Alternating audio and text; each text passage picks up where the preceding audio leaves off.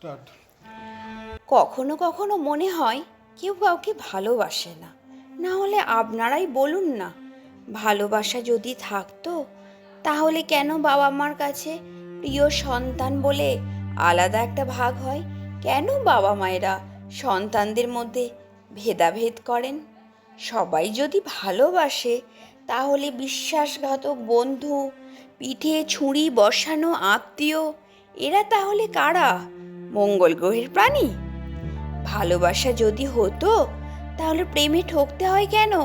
আর এখানেই শেষ নয়, হাজার বার ভেঙে যাবার পর যখন ফাইনালি একা থাকতে শিখে যাবেন, ঠিক সেই মুহূর্তে কেউ দু চারটে সস্তার নাটক করে আবার ভেঙে দিয়ে যায় কেন? কারোর কারোর তো আবার ভালোবাসাহীন লাভ ম্যারেজও হয়। কি বিশ্বাস হচ্ছে না? ভাবছেন এটা কি করে সম্ভব? আরে হয় গো, হয়, এমনটাও হয়। এই যেমন ধরুন, আপনার বিয়ের প্রায় 1 যুগ কেটে যাবার পর হঠাৎ একদিন আপনি জানতে পারলেন যে আপনার সেই ভালোবাসার মানুষটি সেই সময় আপনাকে আই লাভ ইউ ফরএভার বলে আশ্বস্ত করে একটা দারুণ ঘুমের রাত উপহার দিয়ে অন্য কোনো অপ্সরার ইনবক্সে ভালোবাসার, ভালো লাগার, প্রশংসার বন্যা বয়ে দিচ্ছিল। কেমন লাগবে তখন?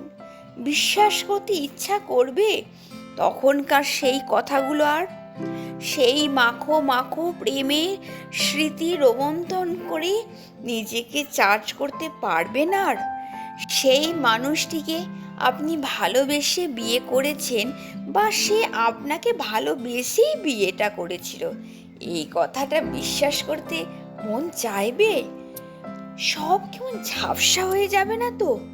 এবারে অনেকেই বলবে সামাজিক স্বীকৃতি তো দিয়েইছে, আর কি চাই?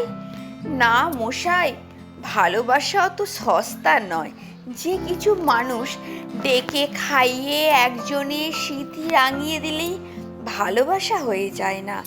ভালোবাসার আগে আসে সম্মান, আর আপনি সেই সম্মানের ছিটে ফোঁটাও পাননি।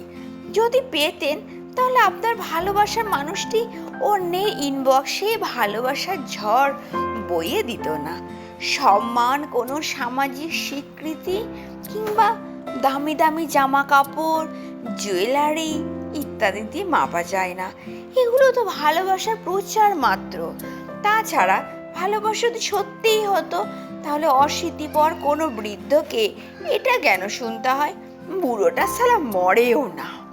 ভালোবাসা যদি সত্যিই হতো তাহলে একই সাথে বড় হয়ে ওঠা ভাই ভাই কিংবা ভাই বোন একে অপর শত্রু হয় কিভাবে? কেন সম্পত্তির ভাগ বাটোয়ারা হবে? কেন বাবা মা মারা যাবার আগে উইল করে যান? কারণ তারা জানেন আসলে কেউ কাউকে ভালোবাসে না। ভালোবাসা অত সস্তা নয়, খুবই এক্সপেন্সিভ।